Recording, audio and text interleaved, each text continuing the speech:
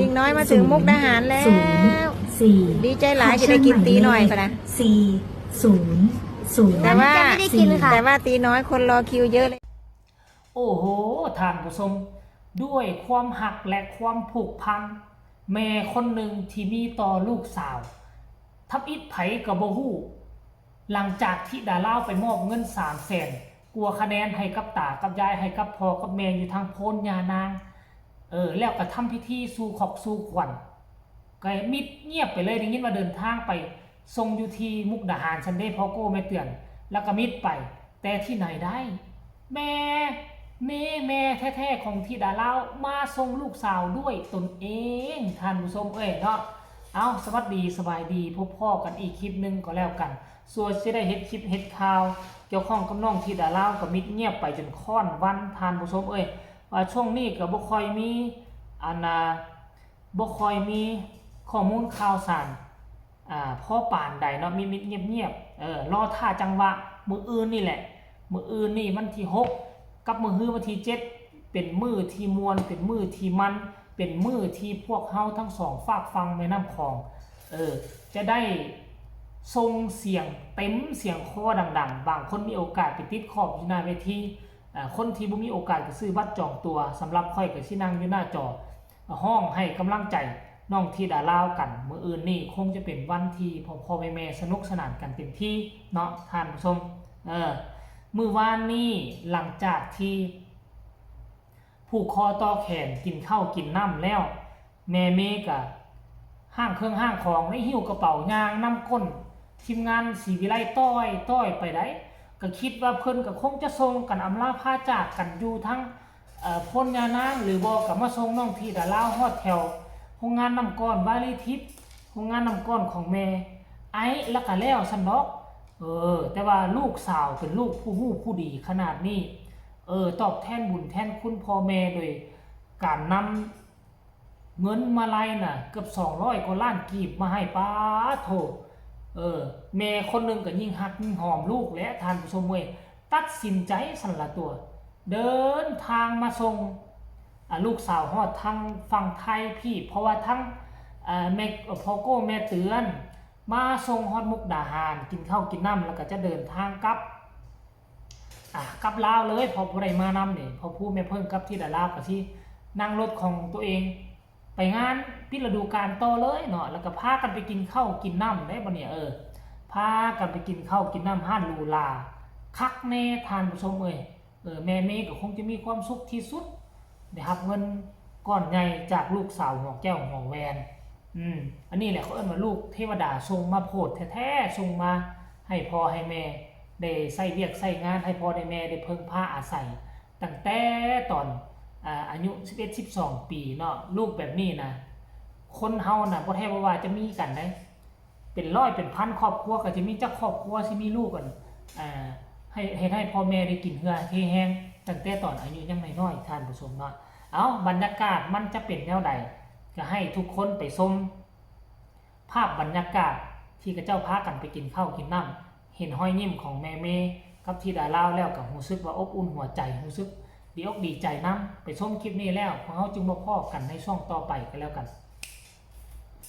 ลิงน้อยมาถึงมุกดาหารแล้วดีใจหลายจะได้กินตีหน่อยก็นะแต่ว่าตีน้อยคนรอคิวเยอะเลยนะไม่ใช่ว่าคนรอคิวนะคะมื้อนี้เรียกคือว่าสิเรียกลมลูกค้าจะได้กินไหมเพราะว่ามื้อนี้เรียกสิลมลูกค้าจะได้กินไหมถ้ารอคิวแม่ก็จะข้ามด่านไม่ทันจะดีใจหรือถ้าไม่ได้กินหนูจะดีใจไหมหรือว่าหนูจะยังไงถ้าไม่ได้กิน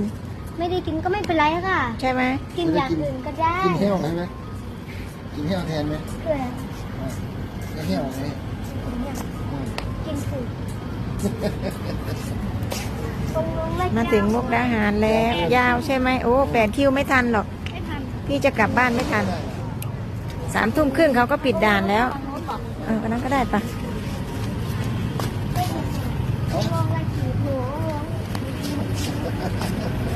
ก็ได้กินตีน้อยก็ได้กินอีกอันนึงที่ดาลาว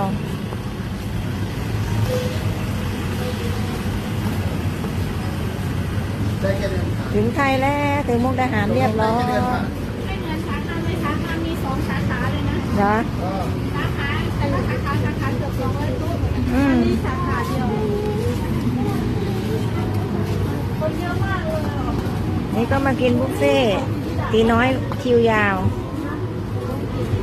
เนี่ยตัวนี้ก็ไม่มีคนเขามีคิว เขาเรียกคิวเมื่อกี้ไงมากินบุฟเฟ่ต์ โอ้โหทุเรียน สวนทุเรียนเลยนะเนี่ยเมย์ ยาอยากกินทุเรียน แม่กับลูกเลยวันนี้พาแม่เมย์มาด้วย วันนี้มาส่งที่ดาลาวกินข้าวเสร็จแม่เมย์กับแม่เตือนก็จะกลับลาวเหมือนเดิม